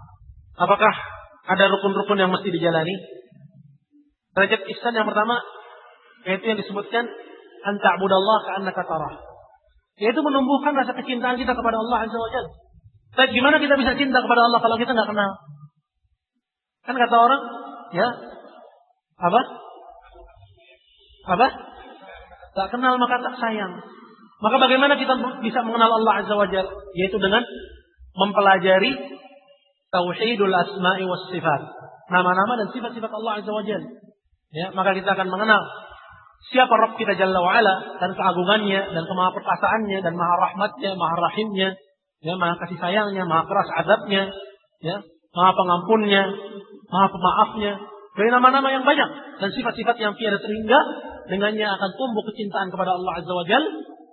Ya, tumbuh kecintaan kepada Allah Azza wa Jalla, maka seseorang akan beribadah kepada Allah dengan ihsan. Dan juga dengan cara dia muraqabah, merasa diperhatikan oleh Allah. Dan maksud merasa diperhatikan oleh Allah Subhanahu wa taala ini juga pangkalnya adalah keimanan kepada semua sifat tadi. Yaitu keimanan bahwa Allah Azza wa Jalla melihat, Allah Subhanahu wa taala perhatikan dan seterusnya. Maka seseorang kalau ingin menumbuhkan atau mencapai derajat ihsan yang pertama, dia tanamkan pemahaman Islam yang benar, utamanya dalam masalah tauhid, yang lebih spesifik lagi yaitu dalam tauhidul asma'i was sifat.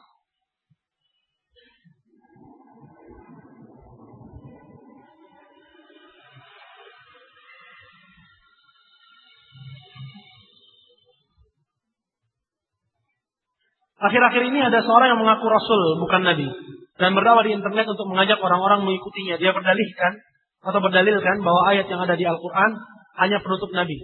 Ya. Nah, dalam Al-Quran disebutkan wa khataman nabiyyin, dan penutup para Nabi.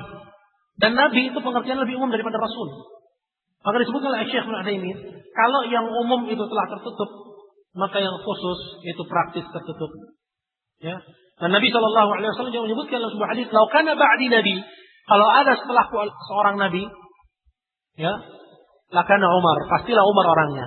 Walakin la nabiyya ba'di, akan tapi tidak ada nabi setelahku. Maka orang yang mengaku bahwa ada nabi, ya, setelah Nabi kita Muhammad sallallahu alaihi wasallam, maka orang tersebut kalau dia muslim batal keislamannya, wal iyadu billah. Adapun argumen dia bahwa yang ditutup itu nabi bukan rasul, ya, ini adalah argumen yang lemah, karena pengertian Rasul itu akhas, itu lebih khusus, dan pengertian Nabi itu lebih umum. Dan apabila yang umum itu telah ditutup, maka yang akhas, yang lebih khusus itu praktis tertutup.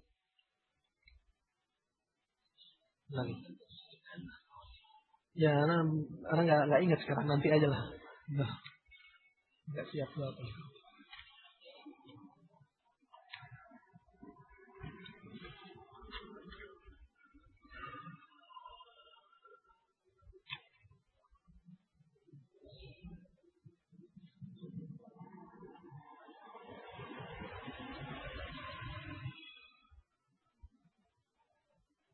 Apa perbedaan antara syirik akbar dan asghar? Ya, perbedaan syirik akbar dan asghar, ya, di antaranya bahwa syirik akbar itu mukhrijun minal millah, mengeluarkan pelakunya dari Islam. Adapun syirik asghar itu syirik kecil, tidak demikian. Yaitu seperti misalnya seorang melakukan riya, itu tidak mengeluarkan seorang dari Islam, dia tetap muslim. Ya, kemudian perbedaan yang lainnya bahwa syirik akbar itu menggugurkan amalan soleh seluruhnya. Tapi syirik kecil, itu syirik asghar, itu menggugurkan amalan yang terkotori syirik kecil itu sendiri. Misalnya sholat, dia riya dalam sholatnya aja yang gugur. Tapi kalau syirik akbar, semua amalan yang pernah dia kerjakan gugur semuanya. Perbedaan yang ketiga, syirik akbar, ya, pelakunya apabila dia wafat dan belum bertaubat darinya, dia kekal di neraka jahanam. Tapi syirik asghar, menurut sebagian pendapat ulama, ya, bahwa dia dihukum sesuai dengan kadar dosanya, kemudian dia tempat kembalinya adalah surga. Dan yang lain mengatakan bahwa syirik asghar itu tahtal masyiah, masih di bawah atau tergantung kehendak Allah, sama seperti kemaksiatan yang lain. Yang seseorang belum sempat taubat darinya, Ahlussunnah mengatakan ini tahtal masyiah, terserah kehendak Allah. Apabila Allah berkehendak, Allah akan ampuni begitu saja. Dan apabila Allah berkehendak, Allah akan hukum sesuai dengan kadar dosanya, kemudian dimasukkan dia ke dalam surganya Allah Subhanahu wa taala. Kemudian firman Allah, kuntum khaira ummatin ukhrijat lin-nas. Kalian adalah sebaik-baik manusia yang dikeluarkan manusia. Sebaik-baik umat yang dikeluarkan kepada sekalian manusia. Apakah ini berlaku untuk Rasulullah dan para sahabat dan para tabi'in dan tabi'ut tabi'in? Nah, ya, berlaku untuk kaum muslimin seluruhnya dan pada barisan terdepan yaitu Rasulullah dan para sahabat dan tabi'in dan tabi'ut tabi'in. Bahwa kaum muslimin adalah sebaik-baik umat yang dikeluarkan untuk segenap manusia. Yaitu dikarenakan ciri mereka. Itu ta'muruna bil ma'ruf wa tanhauna 'anil munkar wa tu'minuna billah. Kalian memerintahkan kepada yang ma'ruf dan melarang dari perkara yang munkar, dan kalian beriman kepada Allah Subhanahu wa taala.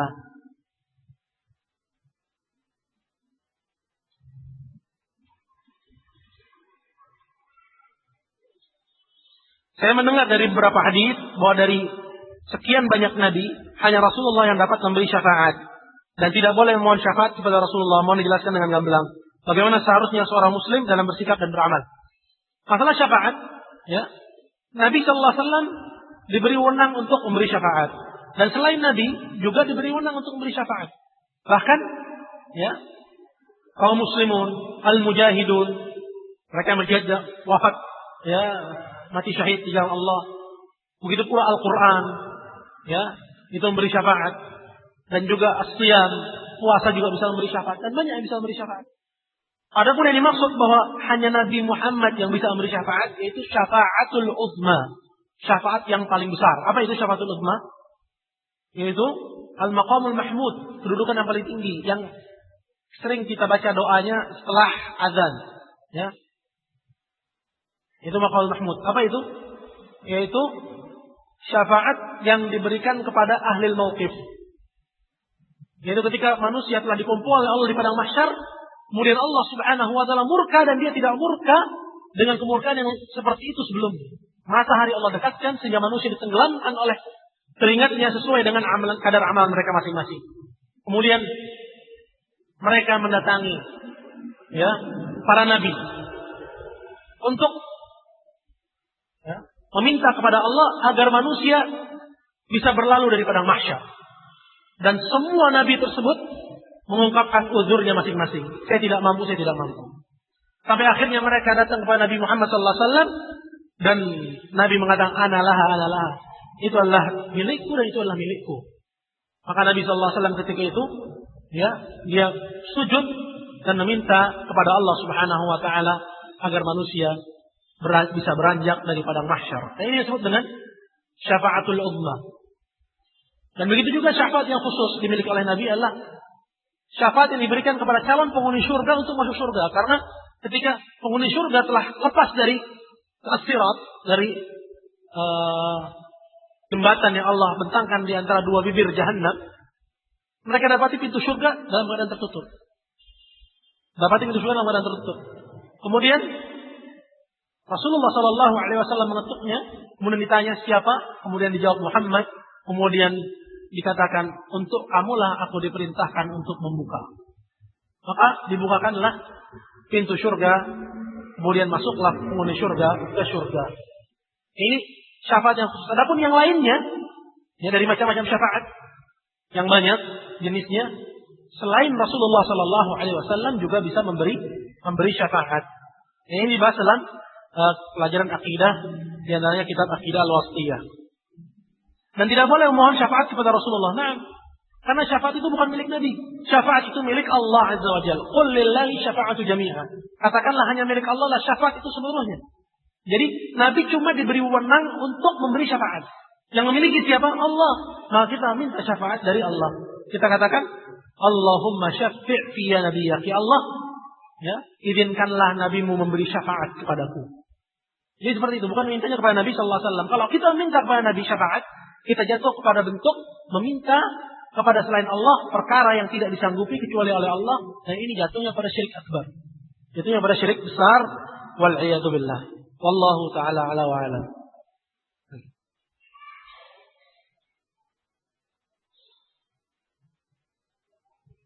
Apa termasuk syirik ketika kita melewati suatu tempat seperti kuburan atau yang angker, memohon kepada Allah agar tidak ada penampakan yang perawakannya menakutkan seperti kuntilanak dan seterusnya. Kalau kita mohonnya kepada Allah, bukan kesyirikan. Tapi kalau kita mohonnya kepada jin-jin dan dedemit-dedemit, seperti misalnya seorang yang ingin buang air kecil, dia katakan, numpang-numpang anak bagong mau kencing, gitu. Dengan jampe-jampe. Bisa jadi itu jampe-jampe sebenarnya. Yang diturun-temurunkan oleh dukun-dukun, sehingga masuk pada rakyat-rakyat kita, diajarkan kepada anak-anak, sehingga anak-anak ketika mau buang air kecil di tempat Misal di lapangan atau di bawah pohon. Ya, bukan dia ta'awud, ya dia minta perlindungan kepada Allah Azza wa Jalla, dia baca manumpang-numpang. Manumpang-numpang anak orang mau lewat katanya. Ini adalah jampi-jampi yang maknanya adalah kesyirikan karena dia minta perlindungan kepada penunggu tempat tersebut. Tapi kalau kita memohon perlindungan kepada Allah, dan itu bahkan justru yang diperintahkan.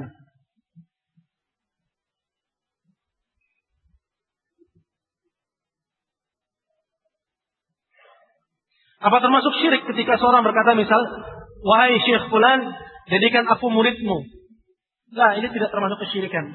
Ya, karena permintaannya itu termasuk dalam kategori di bawah kemampuan.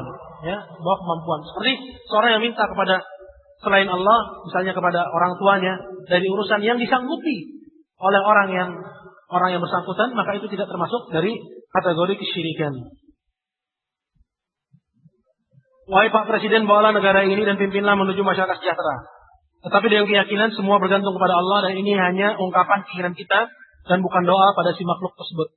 Bagaimana jika kita berucap semoga Syekh menerima saya jadi muridnya? Nah, ini ucapan semua bukan termasuk dari kesyirikan. Wallahu taala ala wa alam. Nah, hadisnya. Baik, insyaallah kita cukupkan sampai di sini, cukup aja. Ya, wallahu taala ala wa alam. Kurang lebihnya saya mohon maaf. Dan tidak lupa kita ucapkan jazakumullah khairan kepada antum sekalian dan kepada panitia dari mahasiswa dan juga kepada DKM Masjid Tauhid ARH. Semoga Allah Subhanahu wa taala memberi anugerahnya dan memberi inayahnya dan memberi pahala yang berlipat. Dan semoga Allah Subhanahu wa taala mempertemukan kita kembali dalam kesempatan dan dalam kesempatan yang lainnya.